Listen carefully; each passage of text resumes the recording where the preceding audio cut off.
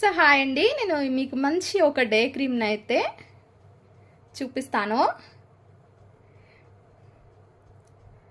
చూస్తున్నారు కదా. సో ఇదైతే Indus valley light day cream.